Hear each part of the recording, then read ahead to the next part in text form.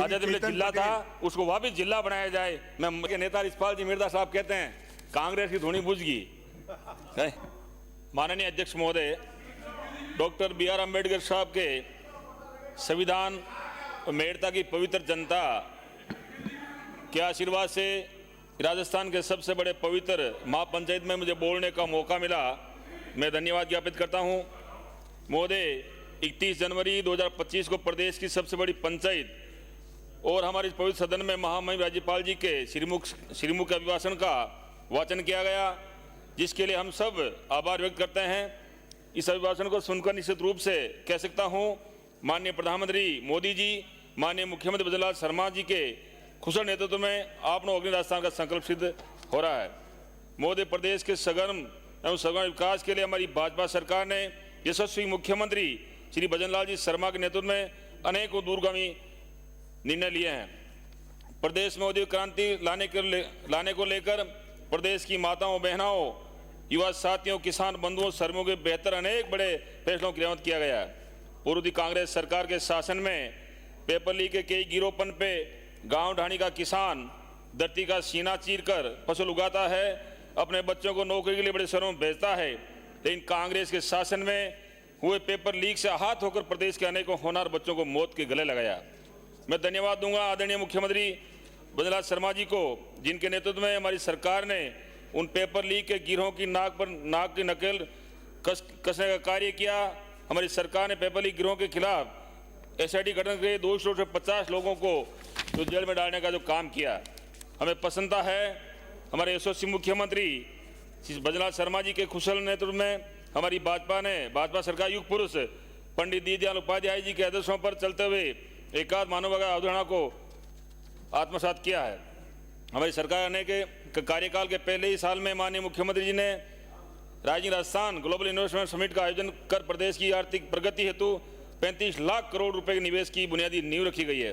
वरना कांग्रेस शासन में तो जैसलमेर, जयपुर, मानसरोवर होटलों में राइजिंग होती रही। ये भी हमने प्रदेश की 7 करोड़ जनता को देखा है। राजस्थान के इस सफल वैश्विक समिट में दुनिया भर के 32 देशों ने हिस्सा लिया और 16 देशों के पार्टनर कंट्री के रूप में सेवा निभाई।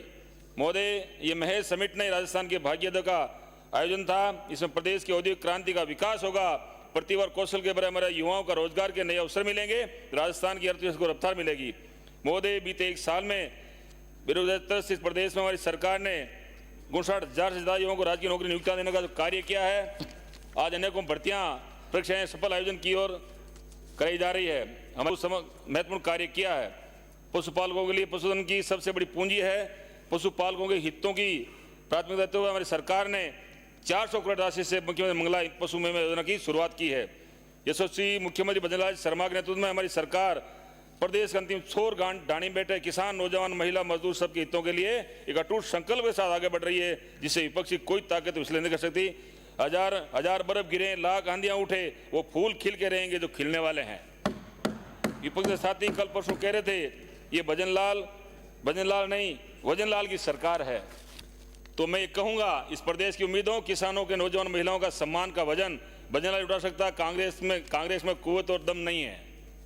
कांग्रेस में कितना वजन है ये अभी उपचुनाव में प्रदेश जनता ने देख लिया।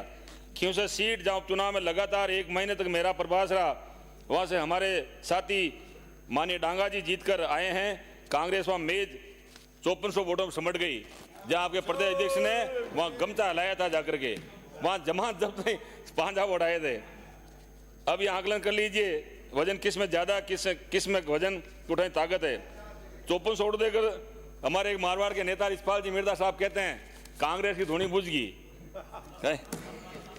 तो यही हुआ, प्रदेश की जनता ने माननीय शर्मा जी के नेतृत्व में भरोसा करके प्रदेश के विकास में कमान सौंपी है। हाल ही में उपचुनाव में फिर से जनता ने कांग्रेस को मुंहतोड़ जवाब देकर भाजपा को 7-5 जीताई। ये टेलर था एक पूरी पिछाने वाली लोकल बॉडी चुनाव में, पंचायत चुनाव में आपको जनता सिखाएगी। विपक्ष साथियों को कहना चाहूंगा, प्रदेश जनता को स्वीकार कर चुकी है भजनलाल जी की भरोसा, और माननीय मुख्यमंत्री भजनलाल शर्मा ने जो कार्य किए, जिस क्षेत्र के लिए करते हैं उस क्षेत्र में जनप्रतिनिधियों का जनता को भरोसा में लेते हैं। हमारी पार्टी प्रत्येक विधायक से चर्चा करके इस क्षेत्र में घोषणा करते हैं, जबकि कांग्रेस शासन में तो जिलों में बंटनबाद ऐसी हुई, नगरपालिका घोषणा भी ऐसी हुई। हमारे नागौर जिले के जाहिल के कांग्रेस नेता घूमते कह रहे हैं केशव साहब कल ज्ञापन दिया था कि जाइल को वापस आप ग्राम पंचायत बनाइए। ये आपका हाल है सरकार का, पिछली सरकार का। माननीय सुश्री मुखी बद्रीनाथ शर्मा ने प्रदेश तकदीर बदलने का कार्य किया, उसी अटल ध्येय के साथ आगे बढ़ रहे हैं। आप चिल्लाते रहिए, हमें कोई फर्क पड़ने वाला नहीं है, क्योंकि जिसे तकदीर के पन्ने पलटने हो वो संघर्ष के बेर नहीं है। मोदी हमारी सरकार वादों पर नहीं काम करने पर विश्वास करती है। ERCP के मामले में ये बात सिद्ध हुई। पूर्व मुख्यमंत्री राजे के नेतृत्व में तत्कालीन भाजपा सरकार ने पहली बार इस योजना के विजन को प्रस्तुत किया, लेकिन उसके बाद कांग्रेस की सरकार आ गई, ये काम अटक गया। हमारी सरकार ने जिस बार राम जल सेतु परियोजना के रूप में धरातल पर क्रियान्वित करने की कोशिश दिशा मजबूत कदम उठाए। इस प्रदेश की सरकार होने के नाते 17 जिलों की करीब 3 करोड़ आबादी पेयजल उपलब्ध हो गई, वहीं करीब 4 लाख हेक्टेयर ज़्यादा जमीन सिंचित होगी। राजस्थान की समृद्धि खुशहाल के लिए एक नए युग की शुरुआत है। मुझे तो ये कहते हुए भी खुशी है, हमारी पश्चिम राजस्थान जो सुदूर मरुभ प्रदेश का इलाका है, उस क्षेत्र में सभी WRCP की DPR अंतिम चरण में है और माननीय मुख्यमंत्री के इसके कार्यालय में एक बड़ी सौगात राजस्थान मिल जा रही है। हमारे विपक्ष साथी बाबा साहब के नाम पर बहुत ज़्यादा बोलते हैं। मैं कहना चाहूँगा, कांग्रेस ने हमेशा बाबा साहब का अपमान किया है, ये सब लोग जानते हैं, पूरा देश जानता है। और हमारा SC ST का युवा अब पढ़ लिख गया है, वो समझदार हो चुका है। मैं कहना चाहूँगा, जब आज़ादी से पहले जो मंत्रिमंडल विस्तार होने की बात हुई थी तो 5 नाम भेजे गए, 10 नाम भेजे गए थे, 5 हिंदू, 5 मोमडन, 1 फारसी, 1 SC का। उसमें भी आप लोगों ने बाबा साहब का नाम नहीं भेजा। ये आपको सोचने की बात है और हमारा SC ST का युवा इस बात को समझ चुका है। बाबा साहब को आपने लोकसभा में जाने से रोका, कई बार विरोध किया, उनको लोकसभा जाने रोका। और हमारा युवा उस पत्र को पढ़ेंगे जो बाबा साहब ने लोकसभा में खड़े होकर इस्तीफा दिया कि मैं इस सरकार से, इस नेताओं से हाथ होकर मैं अपना इस्तीफा दे रहा हूं। ये बात भी हमारा जो है, इस बात को हमारे युवा SC ST समझ चुके हैं। अब वो दुकान चलने वाली है नहीं। लोकसभा आम चुनाव में आप लोगों ने जब चुनाव कर रहे थे, बाबा साहब के नाम से, संविधान के नाम से, आरक्षण के नाम से लोगों को ठगा, लेकिन भारत की जनता ठगी नहीं गई और आपके खिलाफ वोट दिए। फिर से मोदी नेतृत्व में जो तीसरे टर्म में हमारे आदरणीय प्रधानमंत्री वाजपेयी सरकार बनी, जो जनता की बहुत भारी देन है। तो ये बातें सारी मैं कहना चाहूँगा। हाँ, बजट भी किसान बंधुओं को एक बड़ी सौगात।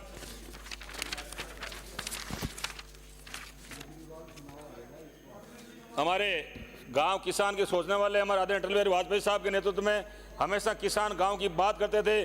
उन्होंने प्रधानमंत्री सड़क योजना की शुरुआत की कि गांव के लोग शहर के साथ जुड़े, तो किसान PM सड़क योजना की शुरुआत की हमारे आदरणीय अटल बिहारी वाजपेयी देन थी। किसान क्रेडिट कार्ड की किसानों मजदूरों के लिए योजना बना करके उनको व्यवस्था की गई कि हमारा किसान खुशहाल कैसे हो, कम ब्याज में से लोन कैसे मिले, तो वो हमारे वाजपेयी देन थी। और आज हमारे कल बजट पेश हुआ था सेंट्रल गवर्नमेंट का, उसमें भी 5 लाख कर दिए गए। हमारे गांव का किसान हमेशा जो खुशहाल रहेगा, ये मैं कहना चाहूँगा। केंद्रीय बजट में सभी वर्गों का ध्यान रखा गया, विशेष किसान गाँव का ध्यान रखा गया। तो मैं धन्यवाद देता हूँ हमारे आदरणीय प्रधानमंत्री मोदी जी का, सेंट्रल गवर्नमेंट का, हमेशा गाँव किसान की जो चिंता करते हैं। मैं मांग करूँगा अध्यक्ष महोदय आपके माध्यम से, खत्म करिए। मैं कर रहा हूँ सर, एक लास्ट बात का, मेड़ता साहब 20 साल बाद बोलने तो प्लीज। मैं मांग करूँगा, मेड़ता मेरा आजादी में जिला था, उसको वापस जिला बनाया जाए। मैं सदन से मांग करूंगा, मेड़ता के साथ वो न्याय हुआ जिला बनाने में, आपके सदन के माध्यम से मांग करूंगा मेड़ता वापस जिला बने। और हमारे बहुत बहुत धन्यवाद। राम राम साहब।